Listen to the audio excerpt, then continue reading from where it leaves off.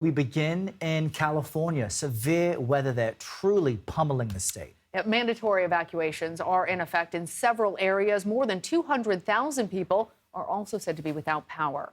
Some areas have reported more than a foot of rain in the past 48 hours. The dangerous storms are triggering severe flooding, mudslides, and even sinkholes in parts of the Golden State. CBS News correspondent Elise Preston, as you see there, is on the beach in Santa Barbara. Elise, this is a place so many people wish to live, work very hard to save up enough money to live on the California coast, but that appears to also be part of the problem. How are emergency crews dealing with this ongoing severe weather threat? Well, they are busy, that's for sure, Errol and Lana. Good afternoon to you. This morning, they are monitoring several road closures in this area. Part of 101, a major highway here in California, is shut down right now because there are just globs of mud that are scattered across all lanes of the highway. Meanwhile, last night, those rescue workers were busy trying to help people out of their vehicles and help people evacuate their homes.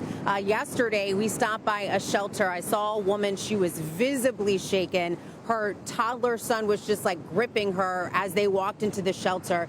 The woman was crying. She said that they got stuck in their vehicle as that water came down and it was rushing. So rescue workers helped her and her toddler son get out of the car. A sheriff's deputy walked in that shelter. He was carrying diapers. So you could imagine that woman was just completely ill prepared for the rain. I also saw a photo that Santa Barbara put out. A man was in a van. He was stuck in high, muddy water. The water covered about halfway of this van, which is a large vehicle, and the man was climbing out of the van on top of to the roof of his car, where rescue workers had put a ladder on top so that he could climb to safety. So as you can imagine, these rescue workers have been working around the clock trying to get people to safety. Well, and there's so many places that are at risk right now, and that's why thousands of evacuation orders are underway.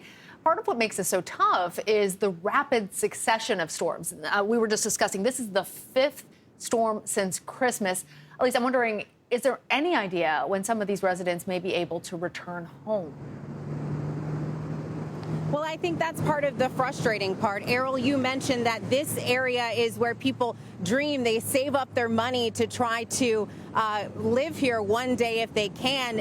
In the shelter last night, we saw a man in a nice full suit dressed, and right here these hotels are at capacity, so a lot of people, they could only go to shelters. So to see that image was just such a juxtaposition there, and people were saying that they don't know when they're going to go back home. And there's also people who don't live in this community. They are stuck here as well because they couldn't drive. They might work nearby, or they drove down to LA for a doctor's appointment, and then they couldn't get up the roadway. And it's interesting because they were somewhat kind of calm. I thought that I would be freaking out. I asked someone, how are you remaining so calm? And they said, what else would I do right now in this situation? There's nothing to do. They don't know when they can go home. Some people were actually just sleeping in their cars, trying to wait out the time so that they would be able to go home eventually. And, you know, I think part of it, too, is because for some, this is not unexpected. You live on the coast, there will be severe weather. If it's not the earthquakes in California that will get you, it's kind of like the storm surge and the fires. But this feels like, just in slow motion, people are realizing climate change is real. Things like this will become more common.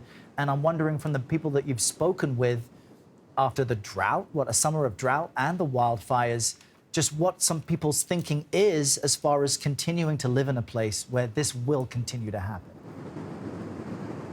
Well, I just spoke to a man. He came out to this beach to look at the water, just the calm right after this last round of storm. And he said, you know, we needed rain, but we did not need this much. He said, this is bad. And we talked about this.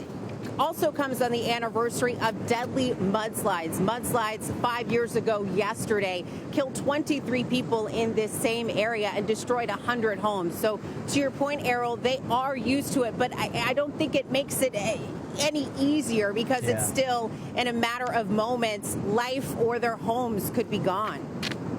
All right, Elise, thank you so much.